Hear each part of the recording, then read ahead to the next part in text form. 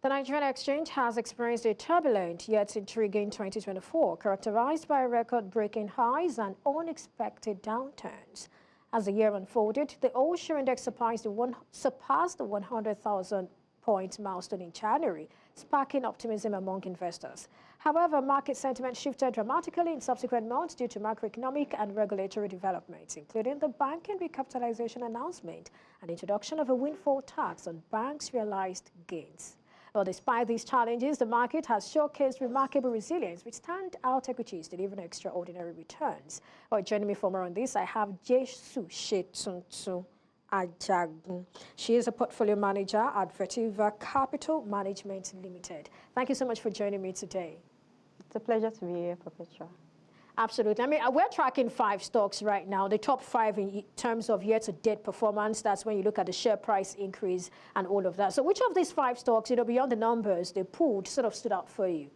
For me, I'll say Oando. I mean, given their interesting performance and also given their interesting history, where they are coming from due to the divestment, and also what we've seen this year, we've seen quite a lot of corporate acquisition, basically just drive the investor sentiment and also performance in that particular stock. So Oando actually stood out for me. That's interesting because Oando is number 3 on this table. So I'm wondering why you're going for it. I would have thought, you would talk about Unicell or Suno Assurances that sort of rose like, phoenix from the ashes, considering that I've been tracking the top 5 stocks since Q3 and, they were nowhere near, if you ask me. So I don't know. I understand you've chosen Oando, which is number 3, but let's begin with Suno Assurances, which is now the second best, performer year to date. Can the same be said of, the sector, which is insurance? What are the key drivers for you for Suno Assurances? For Suno Assurances, I think we're just seeing the stock basically just react to the major sentiments driving the insurance sector, like you said, which is considering the fact that we're currently in an high interest rate environment, that has sort of like, driven the performance of the Suno Assurance.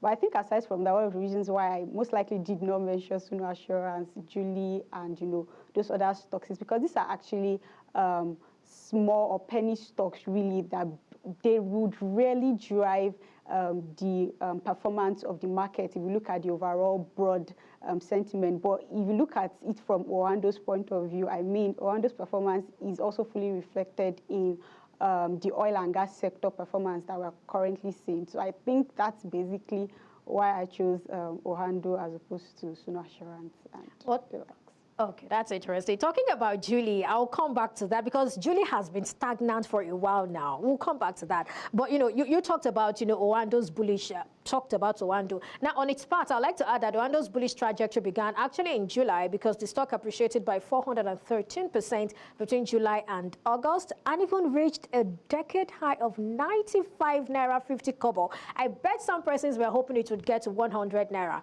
And that happened, not 100 Naira now. The 95 Naira 50 kobo happened on September 10. But subsequently, it experienced a gradual decline. Do you attribute the decline to maybe market correction, profit taking, or investors selling off? What would you attribute that to? So for Oando, what you said is very spot on with respect to the fact that we've seen the stock actually do really well due to the corporate action announcement on acquisitions. And with respect to the declines we saw in some months, I know we actually saw investors actually, take profit. And I know that there was also like, a corporate action announcement, right, on the NGX that as well made you mean the suspension? Yeah, that made made investors actually exit. Some investors actually exited their own positions. But I think overall Oando has been a good stock. It has done really well, and regardless of the declines we saw, I think we've seen more investors actually take positions in this stock. Okay, I'll come to your playbook later. But then still talking about Oando because, it recently released its 9-month 2024 results. And I was particularly surprised, And in their results, it declared 76.30 billion Naira profit after tax. What's the highlight for you from that result? I mean, it will be good if we can have that slide up that talks about Oando's, result for 9-month 2024. Go ahead. So Ohando is actually very interesting, right? Given their interesting history, I mean, looking at where they are coming from, the divestments we've seen, and also looking at their previous results, you know, they've declared losses, and now you're seeing them, you know, declare, I mean, a profit. I mean, that's quite commendable. But I think another thing that is also reflective in their results is knowing that, you know, we've seen the effect of cost pressures on that company, which is driven by, you know, the downstream sector of Ohando. So I think overall, Ohando has actually done really well, and I think it's up for, you know, a good run. Okay, let's go to Julie. Julie, number one, with over 1,000% increase year to date. But then, would you say that investors are stuck with the stock right now? Because I'm just wondering what the bid and offer tables for the stock look like. Can you share any insights on that? So for Julie is currently on full offer as at this morning, looking at... And who are people taking the offer? Looking at the books, and there are no bids in the market for Julie currently. Oh, wow. So I think what we basically saw at play in Q1 was, you know, there's something they call the bull trap phenomenon, whereby, you know, the stock appreciates for quite a while, and, you know, after a while, you know, you get investors actually buy that stocks because of the appreciation, and then, you know, it begins, it's either they, you know, they get stuck or, you know, they exit. But with respect to volume and value, I know as at, I think Friday, volume traded was, I think, about 16, value was about 159 naira. So overall, I think, yes, even though it has returned, you know, over 1,600% year to date, I really did not see any major fundamental driving it. But if we look at what has driven the market overall, I mean, we look at the likes of the oil and gas sector, the insurance sector, just like we said, the banking sector, industrial goods sector, due to the price appreciation we saw earlier on in the year. And, you know, those are sectors that have, you know, driven the performance of the equity market overall, which is over 30% year to date.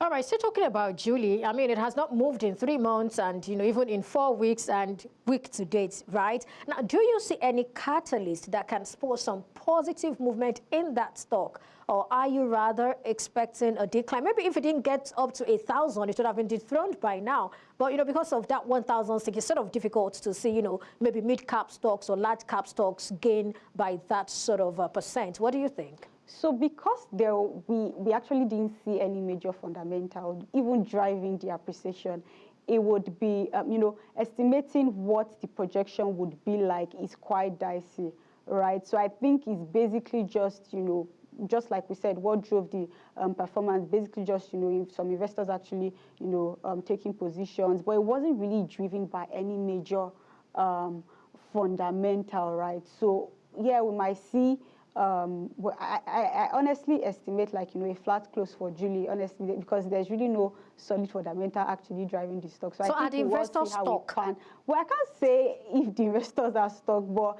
I know currently there are no buyers in the markets for people who are willing to sell. So yes, the stock is on full offer, and there are currently no buyers in the market. So okay, so what's the lesson? What's the lesson from that? You know, for amateur investors who see a stock rise and they just, you know, take position, and at the end of the day, you're not able to maybe take profits. I think number one is always investigate before you invest. Then number two, don't invest because, yes, the price is appreciating. Do your research. What are the fundamentals driving the appreciation in whatever price that, you know, is price of the stocks that are currently buzzing? Do your research. Okay, is it that the revenue is actually growing? Which sector is this stock particularly, you know, which sector can we find this stock? So basically do your research. Don't just, you know, let's not jump on the head mentality because people are doing it, I will do it. Then you're also looking at liquidity. How liquid is that stock? How many, what was the value traded? What was the volume traded? Volume and value. Always put those things into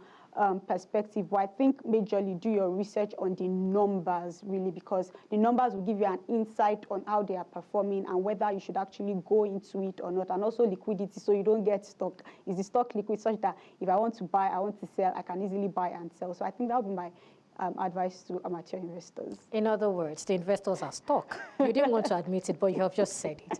Well, Unicell has emerged as one of the most unexpected success stories on the NGX, with its impressive bullish run occurring entirely in the final quarter of this year. I mean, between October 22nd and November 22nd, the stock surged by 564%. What's your outlook and playbook for investors on this stock? Or would you attribute some of this to the result it's released? Well, I think for Unicell, if we look at the component or the makeup, we see that we can find Unicell in the oil and gas sector, and currently the oil and gas sector is currently doing really well. I mean, yet to date, the oil and gas sector has delivered over 100%. I think about 150. Yeah, going to 160, yes. Going to about 160% year to date. So I think we might actually see that also trickle down into the performance of Unicell going forward. I mean, most of the oil and gas companies that have released their result, they haven't done badly. I mean, we looked at ARADEL together, we're quite impressed with their performance. So I think we would see the impact of, the positive sentiment in the oil and gas sector actually trickle down in Unicell's performance. So I think that's basically it. Okay, so now TRANSCOHOT, that's number 5 on the list anyway. In full year 2023, it's delivered a remarkable return of 666%. Now, over the past 2 years, this particular stock has achieved an extraordinary cumulative return of 3,776%. Now, let's do a bit of comparison between this stock and others in its sector. What are the fundamentals and how sustainable do you think the growth is? So TRANSCOHOT is actually an interesting stock because it's a conglomerate, like and the major, the subsidiaries, it has the power, it has the hotel, and if you look at, the performance of, the company as a whole and also the subsidiaries, you see that they've actually, done pretty well. I mean, the hotel has churned out, good numbers. Aside from the hotel, also churning out good numbers. The power sector got listed. I mean, we're all aware of the listing of TRANSCOHOT Power on the NGX this year, and, we've seen investors actually, we've seen investors sentiment in this particular stock. So I think due to the fact that TRANSCOHOT is actually a conglomerate that has done really well, I feel, and the subsidiaries have also, performed quite well. I think we've just seen that, trickle down in the overall company as a whole. Revenue has grown. They've actually done quite well, churned out good numbers, and we've seen that trickle down in TRANSCOHOT's performance as a whole. Okay, just before we go, I mean, I'd like to ask your playbook for investors looking at this top 5, but then I know you like talking about ETFs. So talk to us, how wide is the adoption or acceptance of this particular instrument in Nigeria, and what's the comparative advantage of investing in ETFs over individual stocks? Okay, in 30 seconds, possibly? You. Yeah, thank you. So ETFs are basically it's called exchange-traded funds. So it's a fund traded on an exchange. And currently in Nigeria, I know the AUM of the ETF in Nigeria is over 27 billion. And the beautiful thing about ETF is that, it gives investors the opportunity to diversify, it gives them diversification opportunity. I mean, if you have an ETF that tracks the top 30 most capitalized stocks, which is the NGX 30, the beautiful thing about it is that that particular, ETF is spread or diverse across different sectors like the oil and gas, industrial, agriculture, and so, investors get to enjoy the diversification benefit of that. And if it's like a sector-specific ETF, we have different ETFs that track different sectors, like a banking ETF, let me say like a vertical consumer good ETF, that are basically just tracking different sectors, and then we can see investors sort of position to take advantage of this ETF depending on outlook for the economy, where they feel okay, this sector will do. I mean, this year the banking sector hasn't done badly. I mean, if you have investors take position, and for them it might also be dividend yield. I mean, we have ETFs that also pay dividend. I mean, the VG30, we have a vertical group 30 ETF, which I like to just so that way I'm able to put proper perspective in place that tracks the NGX 30, pays distribution. So if you're looking for, or if investors are looking for cash flow benefits, you can easily just buy into ETFs. All right, that's fine. Yeah, I think we need to go now. Jesu Shetuntu Ajagun, Portfolio Manager, Vertiva Capital Management Limited. Thank you for your time on the show today. Thank you, Perpetual. But that's it on this edition of Business Edge. Many thanks for watching. You can follow us on social media. We are at News Central TV. You can also visit our website, www.newscentral.africa. You can download our mobile app on Play Store and App Store. Till next time, I am Perpetual Fasomi Peter. To enjoy the rest of the day, bye for now.